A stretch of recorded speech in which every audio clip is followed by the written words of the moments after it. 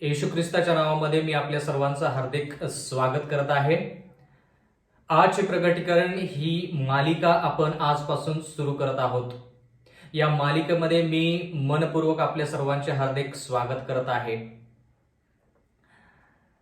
या मालिकेमधला आजचा पहिला संदेश आहे, ज्याचं शीर्षक आहे देवाचा सेवक.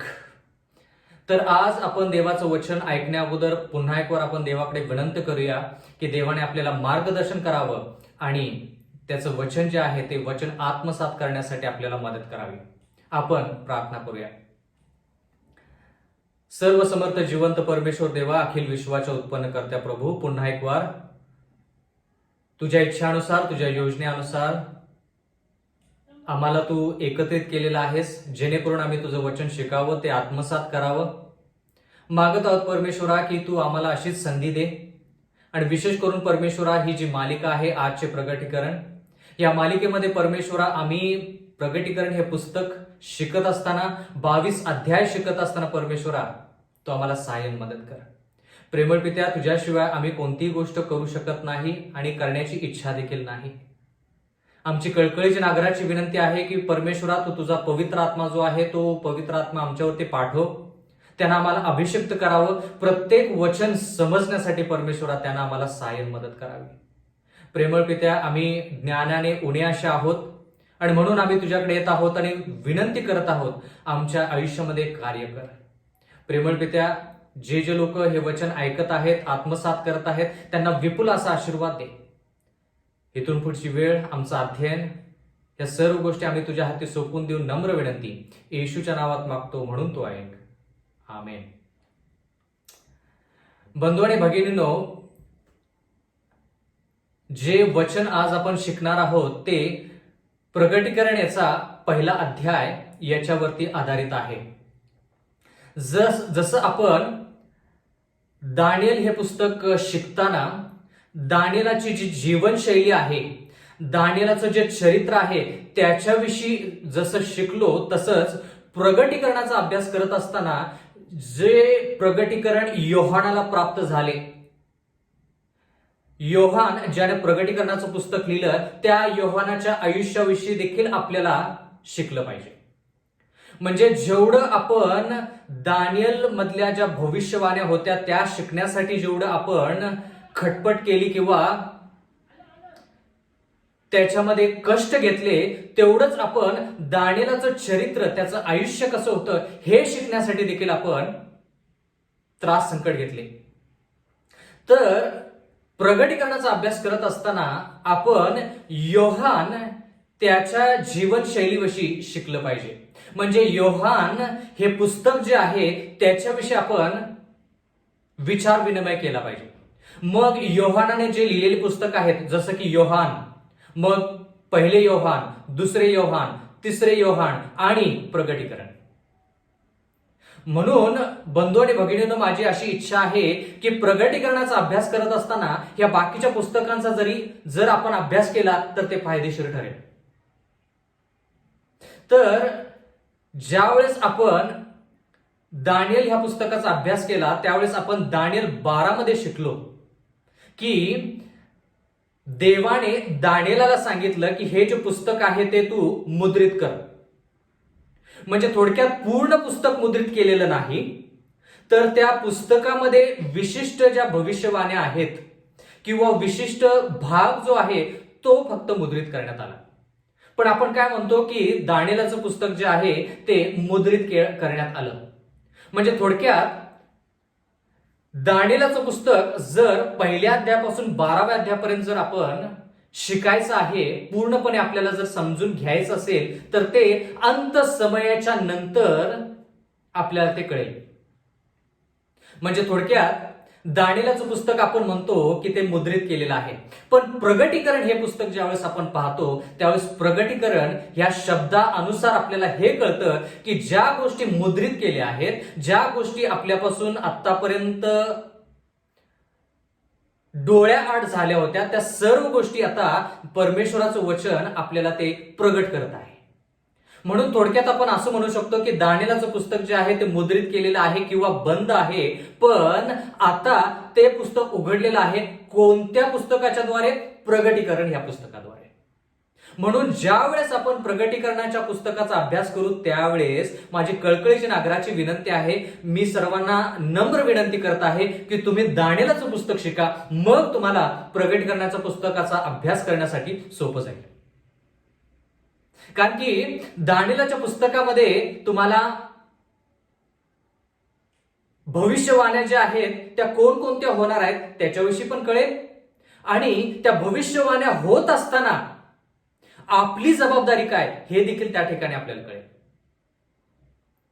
तसं जर आपण पाहिलं तर दानिएलचं पुस्तक अभ्यास करण्यासाठी थोडं सोपं आहे, पण प्रगटीकरणाच्या पुस्तकामध्ये आपल्याला वेगवेगळे चिन्ह, वेगवेगळ्या गोष्टी पाहायला मिळतात आणि त्या चिन्हांचा अर्थ आपल्याला पाहायला मिळतो. त्या सर्व गोष्टी थोड्या समजण्यासाठी कठीण जरी असल्या तर अशक्य नाहीयेत. म्हणून देवाच्या मदतीने आपण हे प्रगटीकरणाचं पुस्तक, प्रगटीकरण 1 पासून प्रगटीकरण 22 पर्यंत 22 अध्याय प्रत्येक वचन आपण उघडून पाहणार आहोत. थोडा वेळ लागेल, पण माझी अशी आशा आहे की हा अभ्यास आपल्यासाठी नक्कीच लाभदायक असा ठरणार आहे. तर आपण जर प्रगटीकरण ह्या पुस्तकाविषयी जर शिकलो तर ह्या वेळेस आपल्याला असं कळेल, प्रगटीकरणाचा पहिला अध्याय आणि पहिलं वचन या ठिकाणी लिहिलेलं आहे. प्रगटीकरणाचा पहिला अध्याय पहिलं वचन, येशू ख्रिस्ताचे प्रगटीकरण. आता आपल्याला माहित आहे की उत्पत्तीपासून प्रगटीकरणापर्यंत येशू ख्रिस्ताविषयी सर्व लिहिलेलं आहे, पण विशिष्ट असं पुस्तक ज्या ठिकाणी येशू ख्रिस्ताचं प्रगटीकरण हे नमूद केलेलं आहे ते एकमात्र पुस्तक, एकमेव पुस्तक म्हणजे प्रगटीकरण. आता मत्तेमध्ये पण येशू ख्रिस्ताविषयी लिहिलेलं आहे, मग उत्पत्तीमध्ये देखील येशू ख्रिस्ताविषयी लिहिलेलं आहे, पण नमूद केलेली गोष्ट की येशू ख्रिस्ताचं प्रगटीकरण जे आहे ते प्रगटीकरणाच्या पुस्तकामध्ये आपल्याला पाहायला मिळतं. या ठिकाणी लिहिलेलं आहे येशू ख्रिस्ताचे प्रगटीकरण. हे त्याला देवाकडून झाले, ज्या गोष्टी लवकर घडून आल्या पाहिजेत त्या आपल्या दासांना दर्शवण्याकरिता हे झाले. म्हणजे देवाचे दास जे आहेत त्यांना येणाऱ्या काळामध्ये कोणकोणत्या गोष्टी घडणार आहेत ह्या गोष्टी सांगण्यासाठी येशू ख्रिस्ताचं प्रगटीकरण झालं पाहिजे. म्हणजे बंधू आणि भगिनींनो, मला ह्या ठिकाणी सांगायचं तात्पर्य हे आहे की प्रगटीकरणाच्या पुस्तकामध्ये तुम्हाला खूप असे चिन्ह पाहायला मिळतील, खूप अशा गोष्टी आपल्याला ऐकायला मिळतील ज्या आपण दैनंदिन जीवनामध्ये त्या ऐकत नाही, पाहत नाही. पण 22 अध्याय शिकत असताना, पूर्ण प्रगटीकरणाचा अभ्यास शिकत असताना येशू ख्रिस्त आपल्या आयुष्यामध्ये प्रगट झाला पाहिजे. म्हणजे थोडक्यात प्रत्येक अध्याय शिकत असताना, प्रत्येक वचन शिकत असताना येशू ख्रिस्त कुठं आहे त्याच्यामध्ये हे आपण पाहायचंय, हे आपण पाहायचंय. बंधू आणि भगिनींनो, ज्यावेळेस आपण पवित्र शास्त्राचा अभ्यास करतो त्यावेळेस आपण पाहतो की किती लोक त्या वचनामध्ये नमूद केलेले आहेत. मग प्रत्येक व्यक्ती काय म्हणत आहे, मग दुसरा व्यक्ती त्याचा प्रतिसाद कसा देत आहे, प्रतिक्रिया काय व्यक्त होत आहे, या सर्व गोष्टी आपण बघतो. पण कधी कधी आपण येशू ख्रिस्ताला त्या सर्व गोष्टीमध्ये पाहत नाही. जर परमेश्वराच्या वचनाचा अभ्यास येशू ख्रिस्ताच्या शिवाय किंवा येशू ख्रिस्त आपल्याला काय सांगत आहे हे जर जाणून न घेता आपण पवित्र शास्त्राचा कोणताही भाग जर आपण त्याच्यावरती अध्ययन केलं तर ते अध्ययन जे आहे ते अपुरं असं आहे. म्हणून मुद्दाम देवाने ह्या ठिकाणी लिहिलेलं आहे की येशू ख्रिस्ताचे प्रगटीकरण म्हणजे पहिल्यापासून शेवटपर्यंत येशू ख्रिस्त कसा प्रगट झालेला आहे ह्या वचनामध्ये, ह्या पुस्तकामध्ये ते आपण पाहायचं आहे. आता सार्वकालिक जीवनासाठी हे पुस्तक महत्वाचं आहे का हे आपण पाहूया. कारण की खूप लोक म्हणतात की दानिएल आणि प्रगटीकरण हे जे पुस्तक आहे हे समजण्यासाठी अवघड आहे, ते आपल्याला कधीही समजणार नाही आणि म्हणून त्याच्यावरती अध्ययन करणं गरजेचं नाही. पण आता योहान ज्यानं प्रगटीकरणाचं पुस्तक लिहिलं त्याचंच पुस्तक आपण पाहूया. योहान याचा 17वा अध्याय आणि 3रं वचन. योहान याचा 17वा अध्याय आणि 3रं वचन. योहान स्वतः काय म्हणतो ते पाहूया. या ठिकाणी देवाचं वचन म्हणतं, सार्वकालिक जीवन हेच आहे की, म्हणजे आता ह्या ठिकाणी योहान आपल्याला सांगत आहे की सार्वकालिक जीवन काय आहे. सार्वकालिक जीवन हेच आहे की तू जो एकच खरा देव त्या तुला व ज्याला तू पाठवलेस त्या येशू ख्रिस्ताला त्यांनी ओळखावे. येशू ख्रिस्ताला पित्याने पाठवलेलं आहे हे बरोबर आहे. त्या येशू ख्रिस्ताला, त्या पुत्राला, त्या कोकऱ्याला देवाचं वचन म्हणतं की जे लोक ओळखतात त्यांना सार्वकालिक जीवन प्राप्त होईल. आणि प्रगटीकरणाच्या पुस्तकामध्ये पहिल्या अध्यायामध्ये पहिल्या वचनामध्ये पहिले 3-4 शब्द जे आपण वाचलेले आहेत आणि पाहिलेले आहेत ते म्हणजे काय? येशू ख्रिस्ताचे प्रगटीकरण, म्हणजे येशू ख्रिस्ताची ओळख. प्रगटीकरण म्हणजे काय? ओळख. प्रगटीकरण म्हणजे थोडक्यात त्याच्याविषयी परिचय. तर येशू ख्रिस्ताला ओळखण्याद्वारे आपल्याला सार्वकालिक जीवन प्राप्त होते असं जर योहानाच्या पुस्तकामध्ये योहान म्हणत आहे, तर तोच योहान प्रगटीकरणाच्या पुस्तकामध्ये म्हणत आहे की येशू ख्रिस्ताचे प्रगटीकरण. म्हणजे बंधू आणि भगिनींनो, सार्वकालिक जीवनासाठी आपल्याला प्रगटीकरणाच्या पुस्तकाचा अभ्यास केला पाहिजे. आता ज्या लोकांना प्रगटीकरणाच्या पुस्तकाविषयी माहीतच नाही, त्यांना संधीच मिळाली नाही, तो भाग वेगळा. पण ज्या लोकांना संधी मिळालेली आहे ती संधी त्यांनी दौडून चालणार नाही, त्या संधीचा त्यांनी पुरेपूर फायदा घेतला पाहिजे. जेवढं आपण येशू ख्रिस्ताला ह्या पुस्तकामध्ये ओळखू तेवढं आपण सार्वकालिक जीवनाच्या जवळ. जेवढं आपण येशू ख्रिस्ताला वैयक्तिक तारणारा म्हणजे येशू ख्रिस्ताचं आचरण किंवा येशू ख्रिस्तासारखं किंवा त्याचा परिचय करून घेऊ तेवढं आपण सार्वकालिक जीवनामध्ये पदार्पण करू. बंधू आणि भगिनींनो, जीवन बदलणार पुस्तक जर असेल तर प्रगटीकरणाचे हे पुस्तक फार महत्वाचं आहे, फार महत्वाचं आहे. म्हणून माझी कळकळीची आणि आग्रहाची विनंती की पहिल्यापासून शेवटपर्यंत तुम्ही हे वचन शिकत असताना माझी कळकळीची विनंती की तुम्ही ह्या वचनासंगती जोडले जा. सैतान त्याचा पुरेपूर प्रयत्न करेल जेणेकरून हे पुस्तक शिकत असताना अडथळे निर्माण करेल, पण आपण त्या प्रत्येक अडथळ्यावरती मात केली पाहिजे. या ठिकाणी देवाचं वचन म्हणतं, योहानाचा 5वा अध्याय आणि 39वा वचन. योहानाचा 5वा अध्याय आणि 39वा वचन. तुम्ही शास्त्रलेख शोधून पाहता, म्हणजे येशू ख्रिस्ताची ओळख आपल्याला कशावरून होईल? जर प्रगटीकरणाच्या पुस्तकामध्ये लिहिलं आहे की येशू ख्रिस्ताचे प्रगटीकरण, ते प्रगटीकरण आपल्याला कसं होईल, त्याची ओळख आपल्याला कशी होईल? योहान 5:39 मध्ये लिहिलेलं आहे, तुम्ही शास्त्रलेख शोधून पाहता. आपण शोधतो कारण त्यांच्याद्वारे तुम्हाला सार्वकालिक जीवन प्राप्त होते. बंधू आणि भगिनींनो, जर आपण खऱ्या अर्थानं ख्रिस्ती आहोत आणि आपल्याला जर माहित आहे की सार्वकालिक जीवनाची आपल्याला वाटचाल केली पाहिजे, तर देवाचं वचन एक गुप्त धन, जसं आपण त्याची शोधाशोध करतो तसं आपण देवाचं वचन शोधलं पाहिजे. जसं आपण श्वासोश्वासासाठी धडपड करतो तसं देवाचं वचन शोधून आपण सार्वकालिक जीवनाची धडपड केली पाहिजे. या ठिकाणी पुढे लिहिलेलं आहे, तुम्ही शास्त्रलेख शोधून पाहता कारण त्याच्याद्वारे तुम्हाला सार्वकालिक जीवन प्राप्त होईल असे तुम्हाला वाटते आणि तेच माझ्याविषयी साक्ष देणारे आहे. म्हणजे प्रगटीकरणाचं पुस्तक जे आहे ते येशू ख्रिस्ताविषयी साक्ष देतं. जर आपण प्रगटीकरणाच्या पुस्तकाचा अभ्यास केला आणि त्या ठिकाणी येशू ख्रिस्त काय साक्ष देत आहे हे जर आपल्याला कळालं नाही तर प्रगटीकरणाचा अभ्यास करून आपण वेळ व्यर्थ घालवलेला आहे. साक्ष घडली पाहिजे. बंधू भगिनीनो, साक्ष या शब्दाचा अर्थ जर आपण विश्लेषण करून पाहिला तर साक्ष म्हणजे मृत्यूद्वारे येशू ख्रिस्ताविषयी लोकांना सांगणे, त्याची वाहवा करणे. मृत्यूद्वारे म्हणजे मृत्यू जरी आला तरी देखील देवानं सांगितलेलं वचन लोकांपर्यंत पोहोचवायचं, त्याला म्हणायचं साक्ष. आता ह्या ठिकाणी ओळखणे, येशू ख्रिस्ताचं प्रगटीकरण, येशू ख्रिस्ताला ओळखणे ह्याच्याविषयी आपण शिकत आहोत की येशू ख्रिस्ताला कसं ओळखायचं. ओळखणे म्हणजे काय? येशू ख्रिस्ताला जाणणे म्हणजे काय? आणखीन एक वचन पाहूया. उत्पत्तीचा 4था अध्याय आणि 1लं वचन.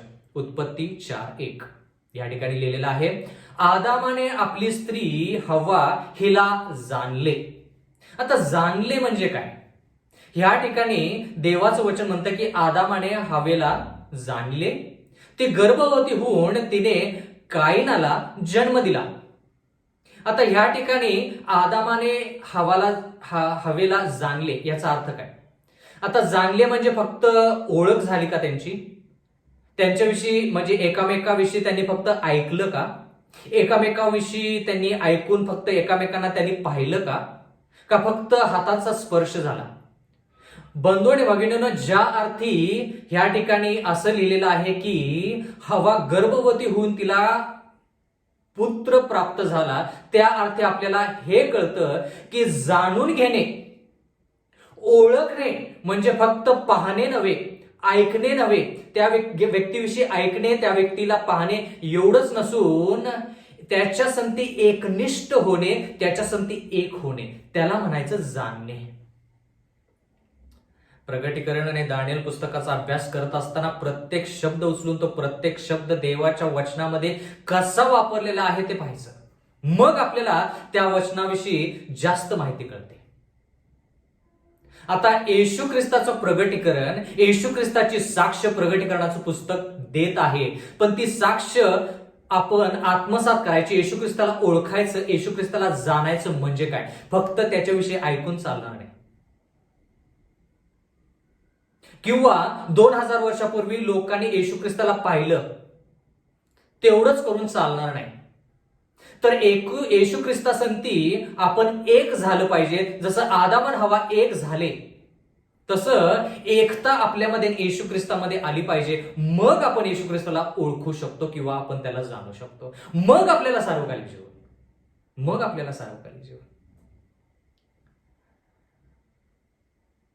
प्रगटीकरणाचा पहिला अध्याय आणि पहिलं वचन, प्रगटीकरण 1:1, येशू ख्रिस्ताचे प्रगटीकरण.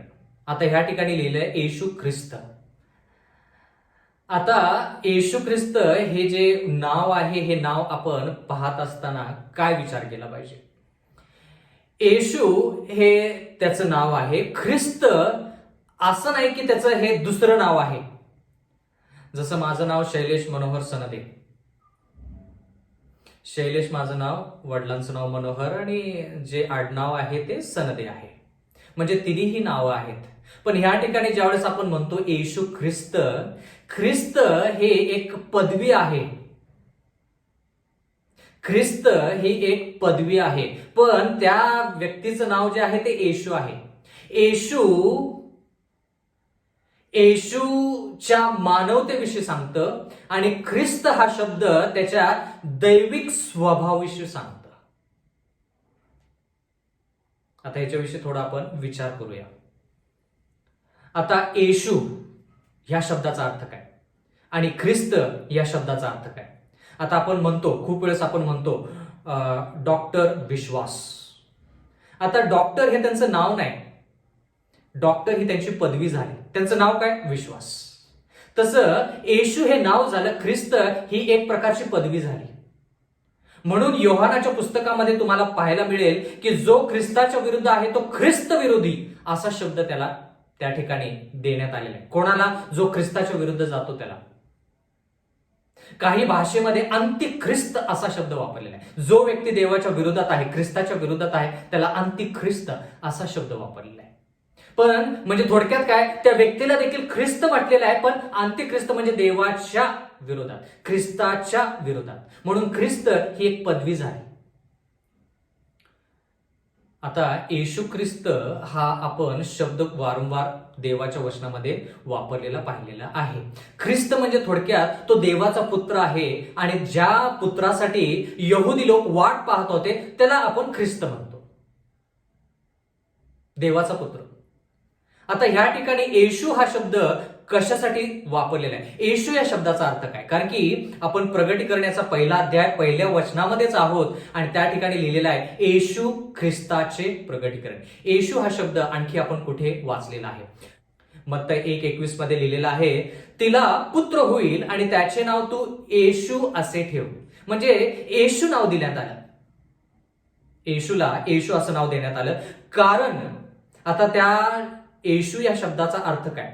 येशू हे नाव येशू ख्रिस्ताला का देण्यात आलं? कारण तोच आपल्या प्रजेला त्यांच्या पापापासून तारेल. म्हणजे थोडक्यात येशू या शब्दाचा अर्थ लोकांना पापापासून तारणारा. आपण त्याला तारणकर्ता म्हणतो, कधी कधी आपण त्याला तारणारा फक्त म्हणतो. तारणारा येशू जो आहे तो लोकांना पापापासून तारतो, पापामध्येच लोकांचं तारण होत नाही.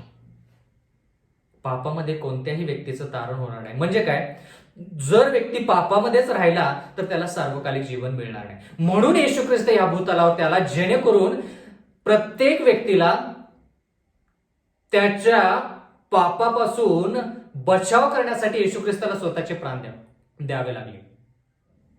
आता मत्तई 1:23 मध्ये काय लिहिलेलं आहे? येशू ख्रिस्ताला दुसरं नाव काय आहे? या ठिकाणी मत्तई 1:23 मध्ये लिहिलंय, पहा कुमारी गर्भवती होईल व तिला पुत्र होईल आणि त्याला इमॅन्युएल हे नाव देतील. ह्या नावाचा अर्थ आमच्या बरोबर देव. आता येशू ख्रिस्त म्हणजे पापापासून तारणारा आणि दुसरं नाव त्याचं आहे इमॅन्युएल. मी खूप वेळेस विचार केला की देवाच्या वचनामध्ये, विशेष करून नवीन करारामध्ये येशूला इमॅन्युएल म्हणून का जास्त ओळखलं गेलं नाही?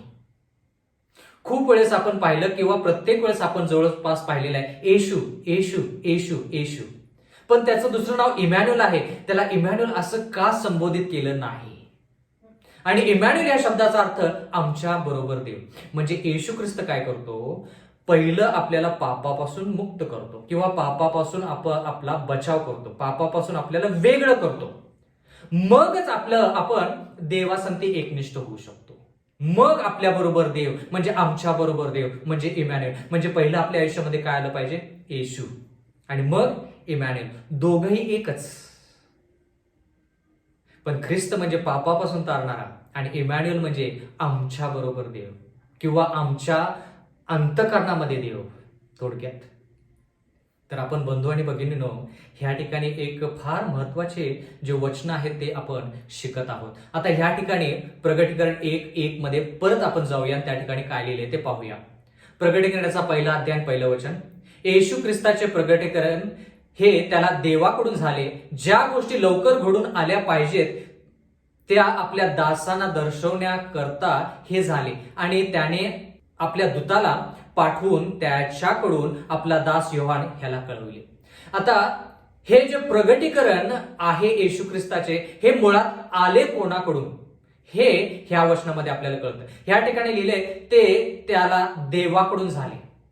म्हणजे येशू ख्रिस्ताचं प्रगटीकरण देव जो पिता आहे त्याच्याकडून येशू ख्रिस्ताकडे, येशू ख्रिस्ताकडून कुठे ह्या ठिकाणी लिहिलेलं आहे दूताला पाठवून. म्हणजे येशू ख्रिस्ताकडून येशू ख्रिस्ताचं प्रगटीकरण दूताकडे देण्यात आलं आणि त्या दूताने कोणाला दिलं? योहान ह्या दासाला दिलं. म्हणजे बंधू आणि भगिनींनो, येशू ख्रिस्ताचं जे प्रगटीकरण आहे किंवा येशू ख्रिस्ताची जी साक्ष आहे ती साक्ष देव जो पिता आहे तो देत आहे, तो देत आहे. तुम्ही देवाच्या वचनामध्ये खूप वेळेस नवीन करारामध्ये पाहिलं असेल की येशू ख्रिस्त म्हणतो की ज्यानं मला पाहिलं त्यानं पित्याला पाहिलं.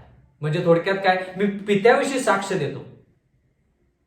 आणि मग पिता ज्यावेळेस येशू ख्रिस्ताचा बाप्तिस्मा झाला त्यावेळेस पिता काय म्हणाला? हा माझा परमप्रिय पुत्र आहे आणि त्याच्यामध्ये मी संतुष्ट आहे.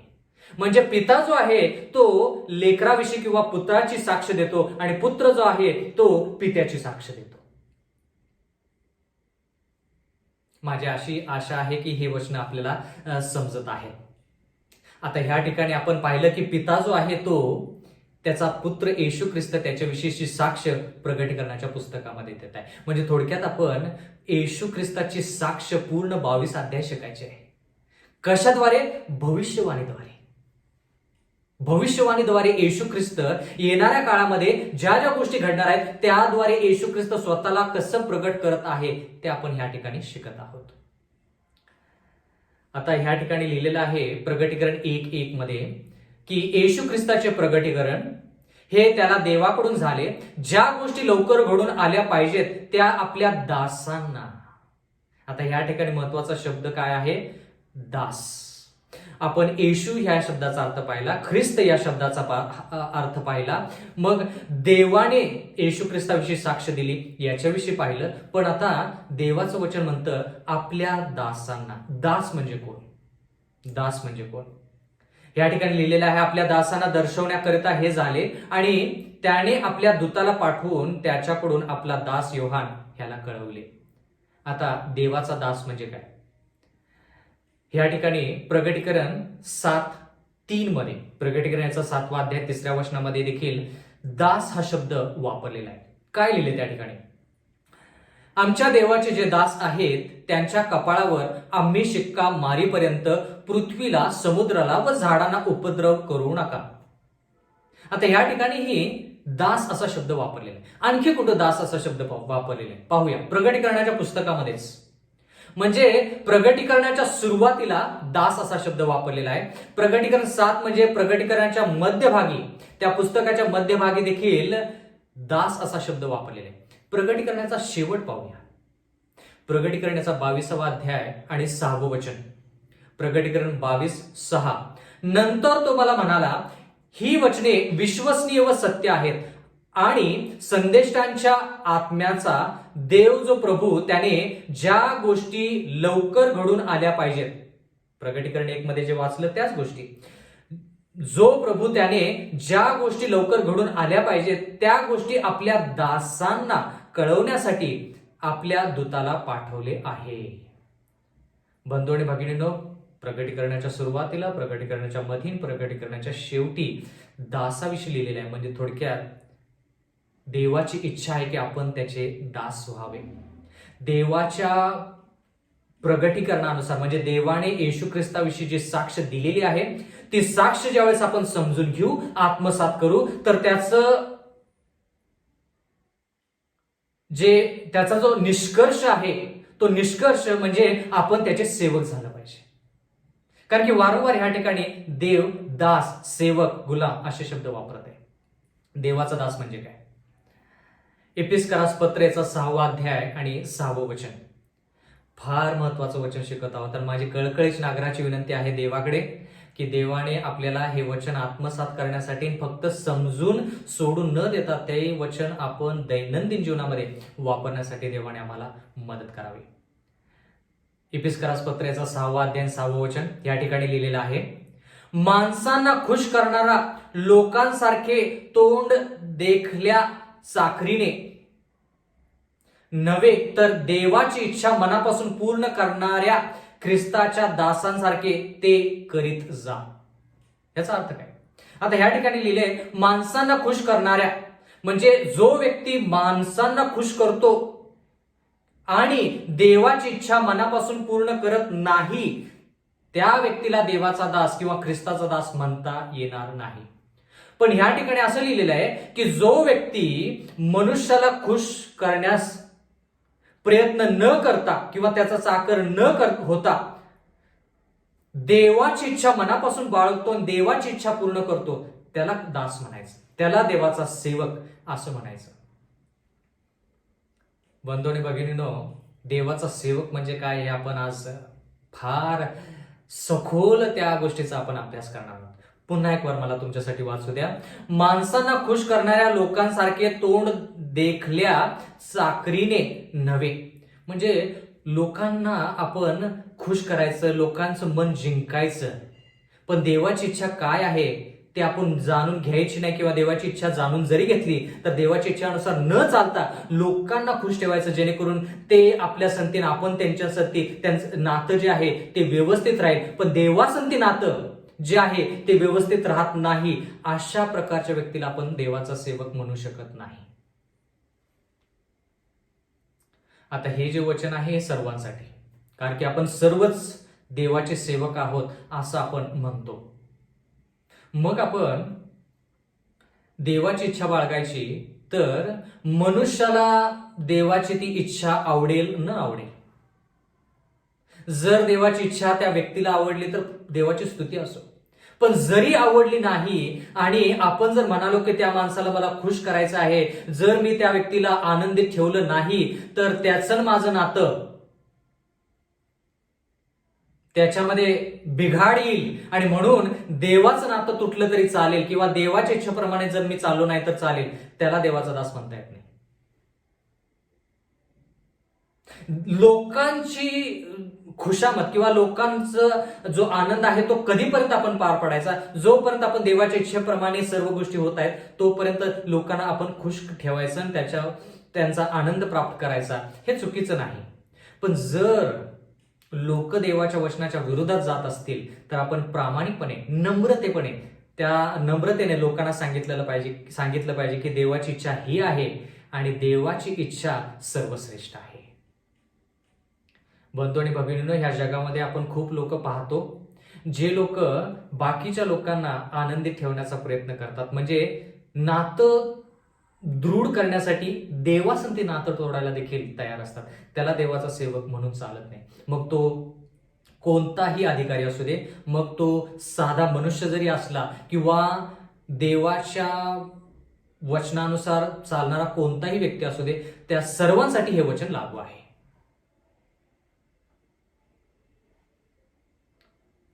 आपण खूप वेळेस विचार करतो की लोकांना काय वाटेल, मंडळीला काय वाटेल, त्या व्यक्तीला काय वाटेल, ह्या व्यक्तीला काय वाटेल, पण देवाला काय वाटतं त्याचा कधी विचार केला का आपण? सार्वकालिक जीवन देवाकडून येतं. देवाने आपल्याला त्याची सेवा करण्याची संधी दिलेली आहे, जेणेकरून आपण त्याची इच्छा आपल्या आयुष्यामध्ये बाकीच्या आयुष्यामध्ये पूर्ण करावी. दुसरे तिमोथेला पत्राचा 2 अध्याय 24 वचन, दुसरे तिमोथेला पत्राचा 2 अध्याय 24 वचन, प्रभूच्या दासाने भांडू नये.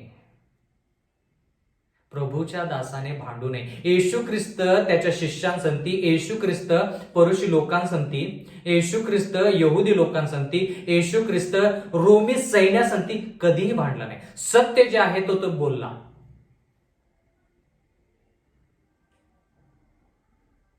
साक्ष दिली, त्याने प्रश्नांचं उत्तर दिलं, त्याने प्रश्न विचारले, पण तो भांडला नाही. जर तुम्हाला देवाचा सेवक कोण आहे हे जर ओळखायचं असेल तर ते गुणधर्म आपण आज पाहत आहोत. कारण की ह्या ठिकाणी देवाचं वचन म्हणतं की ज्या गोष्टी लवकर घडून येणार आहेत किंवा आल्या पाहिजेत, ह्या गोष्टी कोणाला कळवायच्या? देवाला, देवाच्या दासाला कळवायच्या, जेणेकरून देवाचा दास जो आहे त्याचं अंतःकरण तयार होईल, त्याच्या आयुष्यामध्ये संजीवनी घडून येईल आणि येशू ख्रिस्त येण्यासाठी तो तयारी करेल. कशी तयारी करायची? देवाचं वचन म्हणतं लोकांच्या इच्छेप्रमाणे न जाता देवाच्या इच्छेप्रमाणे तो व्यक्ती गेला पाहिजे. जर देवाची इच्छा आणि लोकांची इच्छा एक असेल तर देवाची स्तुती असो. दुसरं, या ठिकाणी आपण हे पाहिलं की जो व्यक्ती भांडत नाही तो देवाचा सेवक. वादविवाद करून चालत नाही. देवाचं वचन समोर मांडायचं आणि म्हणायचं, देवा हे वचन मी तुला साक्ष ठेवून ह्या लोकांसमोर मांडत आहे. प्रभूच्या दासाने भांडू नये, तर त्याने सर्वांबरोबर सौम्य, शिकवण्यात निपुण, सहनशील असावं. ह्याला म्हणायचं देवाचा दास. बंधू आणि भगिनींनो, खूप वेळेस ज्या वेळेस मी वेगवेगळ्या मंडळीमध्ये देवाचं वचन सांगण्यासाठी जातो, कधी कधी मला हिंदीमध्ये बोलावं लागतं, कधी कधी मराठीमध्ये, कधी कधी इंग्रजीमध्ये बोलावं लागतं. आणि खूप वेळेस मी पाहिलेलं आहे, तुम्ही देखील पाहिलं असेल की ज्या वेळेस माझा परिचय किंवा तुम्ही ज्या व्यक्तीचा परिचय केला जातो त्यावेळेस लोक म्हणतात की ह्या व्यक्तीनं ह्या ठिकाणी खूप काम केलेलं आहे, ह्या व्यक्तीने एवढ्या मंडळा स्थापन केलेल्या आहेत, ह्या व्यक्तीने एवढे बाप्तिस्मे केलेले आहेत, ह्या व्यक्तीने एवढ्या तरुणांना देवाकडे आणलेले आहे. हा देवाचा सेवक आहे. देवाचा सेवक देवाच्या वचनानुसार कोण? जो व्यक्ती देवाच्या इच्छेप्रमाणे जातो, जो व्यक्ती भांडत नाही, तर सर्वांबरोबर जेवढं होईल तेवढं सौम्य, जेवढं होईल तेवढं सौम्य, शिकवण्यात निपुण, म्हणजे देवाचा सेवक शिकवण्यासाठी निपुण असला पाहिजे. जेवढं प्रगटीकरण त्याला मिळालेलं आहे त्या प्रगटीकरणामध्ये, त्या देवाच्या वचनामध्ये त्याची वाढ झाली पाहिजे. त्याला म्हणायचं देवाचा दास. आणि त्याने जे वचन आत्मसात केलेलं आहे ते शिकवलं पाहिजे, म्हणजे शिकवण्यात निपुण. आता प्रत्येक व्यक्तीसंती, आता ह्या सर्व गोष्टी आपल्याला माहीतच आहेत, तरी देखील वचन आहे समोर म्हणून त्या गोष्टी मी सांगत आहे. प्रत्येक व्यक्तीसंती आपण बोलताना तेच माध्यम वापरत नाही किंवा तीच पद्धत वापरत नाही. या जगामध्ये वेगवेगळे लोक आहेत आणि वेगवेगळ्या लोकांसंगती बोलताना वेगवेगळी पद्धत. येशू ख्रिस्ताचं उदाहरण घेऊया. ज्यावेळेस तो परुष लोकांसंगती बोलला त्यावेळेस तो काय म्हणाला? मोशे असं म्हणाला, पण मी तुम्हाला खचित सांगतो. मोशे ते म्हणाला, मी तुम्हाला खचित सांगतो. मोशेने ह्या गोष्टी सांगितलेल्या आहेत, पण मी तुम्हाला खचित सांगतो. तो न्यायाविषयी बोलला. कोणासंगती? परुषी लोकांसंगती, कारण की त्या लोकांना न्यायाविषयी, आज्ञेविषयी माहित होतं. पण जे लोक सर्वसामान्य होते त्या लोकांसंगती तो कसा बोलला? जे अंतकरणाचे दीन ते धन्य, जे अंतकरणाचे शुद्ध ते धन्य. म्हणजे सर्वसाधारण लोकांना कसं बोललं पाहिजे तसा तो सर्वसाधारण लोकांसंगती, समाजासंगती बोलला. म्हणजे विशिष्ट लोकांसंगती बोलताना त्याने विशिष्ट शब्द वापरले आणि वेगवेगळ्या लोकांसंगती वेगवेगळी पद्धत. म्हणून ह्या ठिकाणी असं लिहिलंय, शिकवण्यात निपुण असणारा व्यक्ती त्याला आपण सेवक म्हणू शकतो. सहनशील म्हणजे थोडा त्रास झाला लगेच त्यानं त्या गोष्टीवरती प्रतिकार करून स्वतःच्या हक्कासाठी न लढता गोष्टी पहिल्या देवाकडे द्यायच्या, देवाच्या हाती त्या गोष्टी सोपवायच्या. देव काय सांगतोय त्यानुसार चालायचं. त्याला म्हणायचं देवाचा सेवक. त्याला म्हणायचं देवाचा सेवक. आपण दानिएल या पुस्तकामध्ये बंधू आणि भगिनींनो हे पाहिलेलं आहे की ज्या वेळेस दानिएल आणि त्याच्या लोकांना वध करण्यासाठी आर्योक निघाला होता, त्या लोकांसंगती दानिएलाने ज्ञानाने आणि सुज्ञतेने आणि सौम्यतेने भाषण केले. असं आपण दानिएल याच्या 2ऱ्या अध्यायामध्ये शिकलो, जर तुम्हाला आठवत असेल तर. दानिएल त्यांच्यासाठी भांडला नाही. तो असं म्हणाला नाही की तुम्ही मला वध करण्यासाठी येत आहात, मी माझा जीव किंवा माझा जो हक्क आहे त्याच्यासाठी मी लढेन. नाही. 2 तिमोथेला पत्रेचा 2रा अध्याय 25वं वचन, विरोध करणाऱ्यांना सौम्यतेने शिक्षण देणारा असे असावे, कदाचित देव त्यांना सत्याचे ज्ञान होण्यासाठी पश्चाताप बुद्धी देईल. म्हणजे पश्चातापाची बुद्धी देव देईल त्या विरोधकांना, पण देवाच्या सेवकाने काय करायचं? सौम्यतेने भाषण करायचं. त्या लोकांसंगती त्यांच्यासारखं वागायचं नाही. देवाचा सेवक. गलातीकरास पत्रेचा 1 अध्याय 10वं वचन, देवाचा सेवक म्हणजे कोण? कसा असावा देवाचा सेवक? मी आता मनुष्याची किंवा देवाची मनधरणी करायला पाहत आहे, मी मनुष्यांना संतुष्ट करायला पाहत आहे काय? मी अजूनपर्यंत मनुष्यांना संतुष्ट करत राहिलो असतो तर मी ख्रिस्ताचा दास नसतो. पाऊल काय म्हणतो या ठिकाणी? ख्रिस्ताचा दास होण्यासाठी बंधू आणि भगिनींनो, जर लोक देवाच्या इच्छेप्रमाणे जात नसतील तर आपण लोकांच्या इच्छेप्रमाणे न जाता देवाच्या इच्छेप्रमाणे जायचं. त्याला म्हणायचं देवाचा दास. सोपं नाही, अवघड आहे. पण देवाचे दास जे आहेत त्यांचे गुणधर्म आपण पाहत आहोत. बंधू आणि भगिनींनो, जर आपण दानिएलचा 3रा अध्याय जर पाहिला, विशेष करून 26वं वचन, त्या ठिकाणी असं लिहिलेलं आहे, मग नबुकदनेजर त्या धगधगीत अग्नीच्या भट्टीच्या दारानजीक येऊन म्हणाला, अहो शद्रक, मेशक व अबेदनेगो, परात्पर देवाच्या सेवक आहो. ह्या तिघांना नबुकदनेजर काय म्हणतो? परात्पर देवाच्या सेवकांनो. आता परात्पर देवाचे सेवक म्हणजे कोण? म्हणजे ज्या लोकांमध्ये आपण जे गुणधर्म पाहत आहोत ते गुणधर्म आहेत त्यांना देवाचा सेवक. म्हणजे शद्रक, मेशक, अबेदनेगो यांच्यामध्ये देवाचे जे वचन आपण शिकत आहोत ते गुणधर्म त्यांच्यामध्ये होते. दानिएलचा 6वा अध्याय 20वं वचन, दानिएलाला सिंहाच्या गुहेमध्ये टाकण्यात आलं हे आपण शिकलो.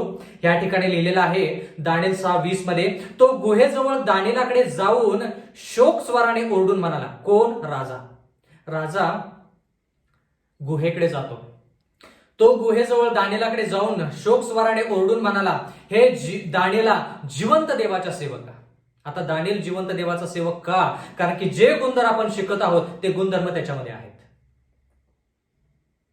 योहानेचा 12वा अध्याय 42वं वचन, योहान 12:42 मध्ये लिहिलेलं आहे, असे असूनही अधिकाऱ्यातून देखील पुष्कळ जणांनी त्याच्यावर विश्वास ठेवला, परंतु आपण सभा बहिष्कृत होऊ नये म्हणून परुष्यामुळे ते तसे कबूल करीत नव्हते. म्हणजे काही लोक यहुदी जे होते, ज्या लोकांना देवाने निवडलेलं होतं, त्या लोकांनी, काही लोकांनी येशू ख्रिस्तावरती विश्वास ठेवला असं आपण वचनामध्ये पाहतो.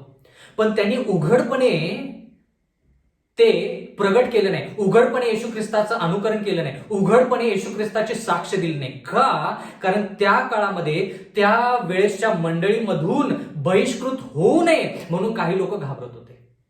कोणाला घाबरत होते? परुषी लोकांना घाबरत होते. त्यावेळेसच्या अधिकाऱ्यांना लोक घाबरत होते. का? की जर आपण येशू ख्रिस्ताचा विश्वास पूर्णपणे उघडपणे त्याची साक्ष दिली किंवा प्रगट तो विश्वास जर केला तर आपण सभा बहिष्कृत होऊ ह्या भीतीनं काही लोकांनी त्यांच्या अधिकाऱ्यांविरुद्ध काहीही येशू ख्रिस्ताविषयी साक्ष दिली नाही.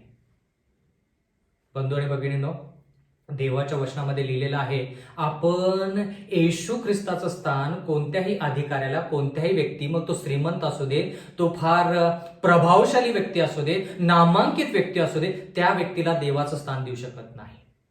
देवाची इच्छा सर्वश्रेष्ठ. मग त्या ठिकाणी आई वडील जरी आपले असले, लेकरं जरी असले, वयोवृद्ध लोक जरी असले, तर त्यांच्यापेक्षा जास्त महत्व आपण देवाला दिलं पाहिजे. सर्वांवरती प्रेम करायचं, सर्वांवरती समभावनेने वागायचं, सर्वांवरती सौम्यतेने प्रेम करायचं, ह्या सर्व गोष्टी. पण सर्वप्रथम किंवा सर्वश्रेष्ठ प्रेम जे आहे ते देवासाठी पाहिजे. मग आपण एकामेकांसंती किंवा एकामेकांवर शेजाऱ्यासंती स्वतःसारखं प्रेम करू.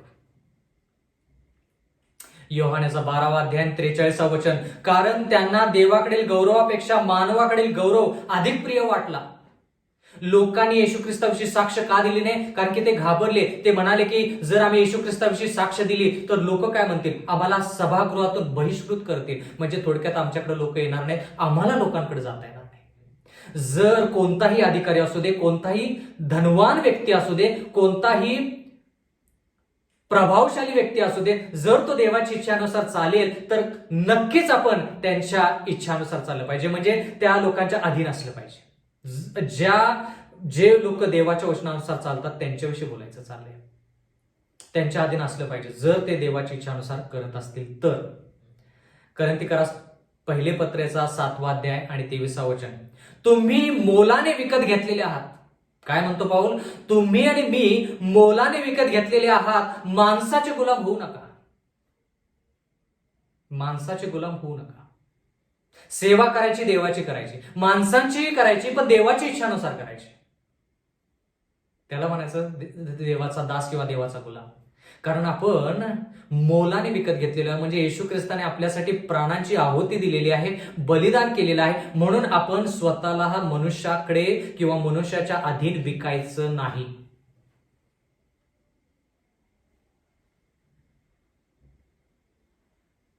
कोणत्याही व्यक्तीसंती बोलत असताना देव काय म्हणतो हे आपण पहिलं जाणून घेतलं पाहिजे. त्याला म्हणायचं देवाचा दास. योहान देवाचा दास होता, दानिएल देवाचा दास होता, हनन्या, मिशाला, राजराया ते देवाचे दास होते. कारण की का? त्यांच्यामध्ये हे सर्व गुणधर्म होते. योहानेचा 9वा अध्याय जर तुम्ही वाचला तर त्या ठिकाणी येशू ख्रिस्ताने शाबाताच्या दिवशी, बरं का, येशू ख्रिस्ताने शाबाताच्या दिवशी एका व्यक्तीला जो डोळ्याने आंधळा होता, त्याला दृष्टी नव्हती, त्या व्यक्तीला बरं केलं. पहिली गोष्ट म्हणजे त्यावेळेस यहुदी लोक म्हणत होते की येशू ख्रिस्त शाबात मोडत आहे. तो परुषी लोक आणि त्यावेळेसचे जे अधिकारी आहेत त्यांच्या आज्ञेच्या येशू ख्रिस्त विरोध जात आहे, म्हणून त्या लोकांना येशू ख्रिस्त आवडत नसे. कोणाला? त्या अधिकाऱ्यांना. पण येशू ख्रिस्ताने शाबाताच्या दिवशी या व्यक्तीला बरं केलं. कसं बरं केलं?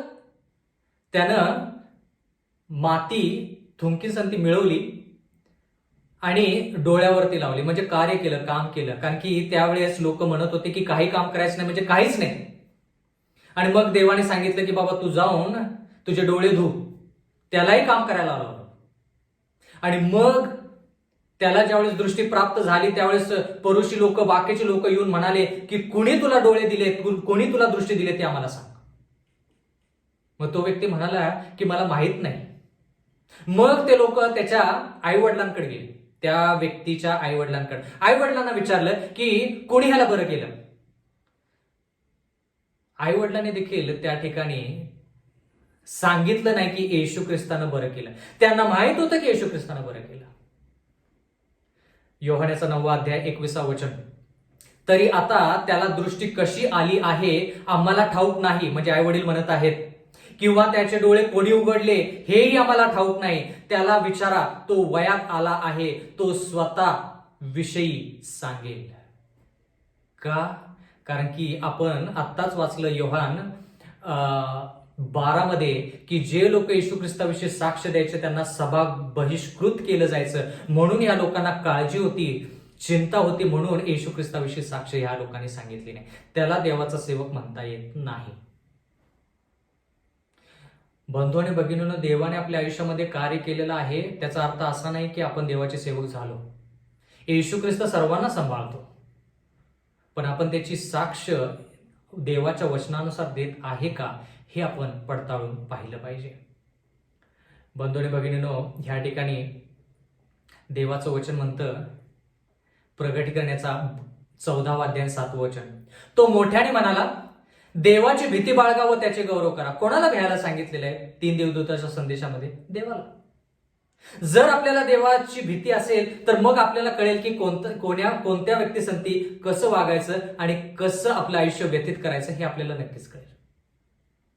बंधू आणि भगिनींनो, योहान जो होता ज्यानं प्रगटीकरणाचं पुस्तक लिहिलं, त्याला देवाचं वचन लिहिण्यासाठी अशीच संधी मिळाली नाही. तो देवाचा सेवक बनला आणि मग त्याला देवाचं वचन लिहिण्याची संधी मिळाली.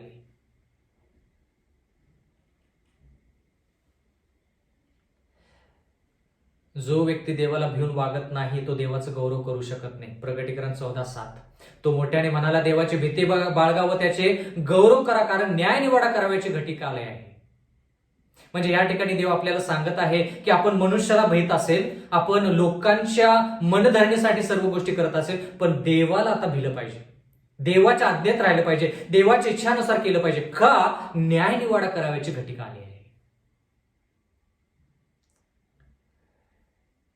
बंधू आणि भगिनींनो, ह्या ठिकाणी देवाला ओळखणे, देवाला जाणणे म्हणजे काय, देवाविषयी साक्ष देणे म्हणजे काय? पहिले योहानाचा 1 अध्याय आणि 1 वचन. पहिले योहानाचा 1 अध्याय 1 वचन, जे प्रभूपासून होते, योहान म्हणतो बरं का. म्हणून म्हटलं की प्रगटीकरणाचं पुस्तक शिकत असताना आपण योहानाविषयी पण शिकायचं. योहान स्वतः काय म्हणत आहे ते बघायचं. योहान 12व्या अध्यायामध्ये काय म्हणाला, योहान 9व्या अध्यायामध्ये काय म्हणाला, योहानाचे पहिले पत्र 1 अध्याय 1 वचनामध्ये काय म्हणत आहे, जे प्रारंभापासून होते, जे आम्ही ऐकले, जे आम्ही डोळ्याने पाहिले, जे आम्ही न्याहाळले आणि आपल्या हाताने चाचपले, त्या जीवनाच्या शब्दाविषयी आम्ही सांगतो. ह्याला म्हणायचं ओळख, ह्याला म्हणायचा परिचय, ह्याला म्हणायचं येशू ख्रिस्ताची साक्ष देणे. आता कल्पना करा, एखाद्या व्यक्तीविषयी तुम्ही खूप ऐकलेलं आहे. त्याचा अर्थ असा का की तुम्ही त्या व्यक्तीसंती एकनिष्ठ आहात, तुम्ही त्या व्यक्तीचा अनुभव घेतलेला आहे? नाही, ऐकलेला आहे. ऐकल्यानंतर तो व्यक्ती तुमच्या समोर येतो, मग तुम्ही काय म्हणता, अरे तुझ्याविषयी मी खूप ऐकलेलं आहे, आता मी तुला डोळ्यानं पाहत आहे. म्हणजे ऐकण्यापेक्षा जास्त तुम्ही त्या व्यक्तीजवळ कसं जाता? पाहण्याद्वारे. मग तुम्ही म्हणता की हा व्यक्ती असा आहे, तसा आहे, तसा आहे, तसा आहे. मग देवाचं वचन म्हणतं, ऐकले आहे, डोळ्याने पाहिले आहे आणि आम्ही न्याहाळले म्हणजे काय? प्रत्येक गोष्ट आपण काळजीपूर्वक, लक्षपूर्वक त्याच्याकडे पाहतो आणि त्या गोष्टी जाणून घेतो किंवा आत्मसात करतो. त्याला म्हणायचं न्याहाळणे. आता तुम्हाला मराठी भाषा माझ्यापेक्षा जास्त कळते, म्हणून ह्या गोष्टी सांगण्यासाठी काय जास्त गरज नाही. तर न्याहाळल्यानंतर असं लिहिले, आपल्या हाताने चाचपले. आता चाचपले म्हणजे काय? स्पर्श केला थोडक्यात. बंधू आणि भगिनींनो, ऐकणे एक गोष्ट आहे, ऐकून पाहणे दुसरी गोष्ट आहे, ऐकून पाहून न्याहाळणे तिसरी गोष्ट आहे, चौथी गोष्ट म्हणजे ऐकणे, पाहणे, न्याहाळून पाहणे आणि स्पर्श करणे. योहान म्हणतो आम्ही या सर्व गोष्टी येशू ख्रिस्तासंती केलेल्या आहेत आणि त्याच गोष्टीची साक्ष आम्ही तुम्हाला देत आहोत. महत्वाचं वचन आहे, फार फार महत्वाचं वचन आहे. जोपर्यंत अशा प्रकारचं आयुष्य आपण जगत नाही तोपर्यंत आपल्याला येशू ख्रिस्ताचं जे प्रगटीकरण आहे ते प्राप्त होणार नाही. तोपर्यंत आपल्याला येशू ख्रिस्ताचा परिचय होणार नाही. आपण येशू ख्रिस्ताविषयी ऐकलंय, पण त्याचा अनुभव करून घेतलेला आहे का? आणि मग आपण ज्या व्यक्तीविषयी ऐकलेलं आहे, पाहिलेलं आहे, मग त्याच्याजवळ आपण जातो, त्याला स्पर्श करतो, मग त्याच्यासाठी वेळ घालवतो, मग आपल्याला कळतं की तो व्यक्ती काय आहे. तो अनुभव योहानाचा आहे आणि म्हणून योहान देवाचा सेवक आहे. जर आपल्याला तशा प्रकारचा अनुभव मिळाला तर आपण देवाचे सेवक झाल्याशिवाय राहणार नाही. बंधू आणि भगिनीनो, प्रगटीकरण ह्या पुस्तकामध्ये आपण पहिल्या अध्यायामध्ये आपण आज हे शिकलो की देवाचा सेवक म्हणजे काय. ज्या वेळेस आपण खऱ्या अर्थानं देवाचा परिचय ह्या वचनानुसार करू आणि देवाचा अनुभव ह्या वचनानुसार आपल्याला जर ज्यावेळेस होईल त्यावेळेस खऱ्या अर्थाने आपण देवाचे सेवक होऊ आणि मग येशू ख्रिस्त येईल आणि आपल्याला सार्वकालिक जीवन देईल. परमेश्वर आपणास आशीर्वाद देव. आपण प्रार्थना करूया. सर्वसमर्थ जिवंत परमेश्वर देवा, उपकार मानतो आजच्या वचनाबद्दल. मागत आहोत परमेश्वरा की हे वचन आम्ही आमच्या अंतःकरणामध्ये रुजण्यासाठी त्याच्यावरती आम्ही मनन करावं. एवढंच नाही तर परमेश्वरा तुझ्या वचनानुसार चालून तुझ्या संगती आणि लोकांसंगती एकनिष्ठ होऊन सर्वांसाठी परमेश्वरा सार्वकालिक जीवनासाठी आम्ही धडपड करावी असं होऊ दे. मागत आहोत परमेश्वरा की देवाचे जे सेवक आहेत आम्ही सर्वजण तुझ्या वचनाद्वारे म्हणत आहोत की आम्ही तुझे सेवक आहोत. मागत आहोत परमेश्वरा की तुझे गुणधर्म तुझ्या वचनामध्ये जे गुणधर्म आहेत ते आमच्यामध्ये उतरावे, जेणेकरून तू ज्यावेळेस येशील त्यावेळेस तुझ्या स्वर्गीय राज्यामध्ये जाण्याची आम्हाला संधी मिळेल आणि आमची तयारी असेल. इथून पुढची वेळ आमचं सर्वस्व तुझ्या हाती सोपवून देऊन नम्र विनंती येशूच्या नावात मागतो, म्हणून तो ऐक. आमेन.